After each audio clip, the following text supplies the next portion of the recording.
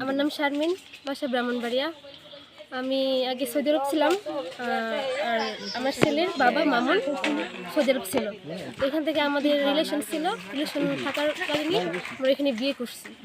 বিয়ে করার পর তখন আমি ওখানে প্রেগনেন্ট ছিলাম, তখন আমার এখানে আকামা ছিল না, পাসপোর্ট ছিল না। তো সেই জন্য আমি ডাক্তারের কাছে দেখতে পারতাম না এখানে।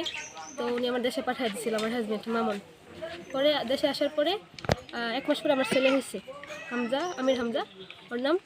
তো আসার পরে ও আমার 5-6 মাস টাকা পয়সা দিয়েছে, খোঁজখবর নিয়েছে, কিন্তু আজকে 2-1 মাস ধরে টাকা পয়সা দেয় না, খোঁজখবর নেয় না, আমার ছেলের সাথে কথা বলে না বা কিছুই না, সম্পর্ক নাই ওর সাথে আমার, মানে কল দেয় না, কোনো কিছু করে না।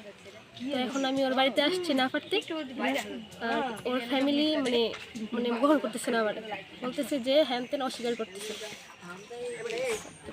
আচ্ছা, ওই যে এখন এখানে আপনার কারা গ্রহণ করতেছে না, ওর ফ্যামিলি গ্রহণ করতেছে না? ওর ফ্যামিলি। হ্যাঁ, এখন আপনি কি চান? আমি চাই এটা সুষ্ঠু যেভাবে হোক, ভালো, মানে হ্যাঁ, আমার দিক দিয়ে ওর সমস্ত টাকা পয়সা নিচ্ছে, 5-6 লাখ টাকা নিচ্ছে মামনি আমার কাছ থেকে, বাড়ির কথা বলে। এটা কোনো ডকুমেন্ট আছে টাকা? ডকুমেন্টসটা আমার কাছে নাই।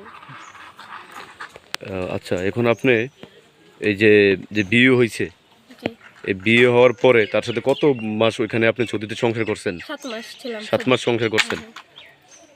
7 মাস পরে আপনি চলে আসছেন দেশে? জি, চলে আসি দেশে। আচ্ছা, এখন কি এই যে মামুনের সাথে যে এখানে আসছেন, কোনো যোগাযোগ হয়েছে? না না, যোগাযোগ হয় নাই। ও আচ্ছা, এখন আপনি কি চান? আমি সুষ্ঠু বিচার চাই এটা। ঠিক আছে, আপনারা কখন আসছেন এখানে? আমরা আসছি প্রায় 2 ঘন্টা এরকম। এই যে মামুনের ফ্যামিলি কি জানে এই যে বিয়ে হয়েছে? ওরা মানে জানাইছি প্রায় 2 মাস ধরে, ওরা জানে কিছুটা মনে হয় আমার, কিন্তু আমি কল করলে ওরা কথা বলে না, মানে গালিগালাজ করে, বলে যে ফালতু মহিলা কল দিচ্ছেন কেন, হ্যান ত্যান এগুলা বলে।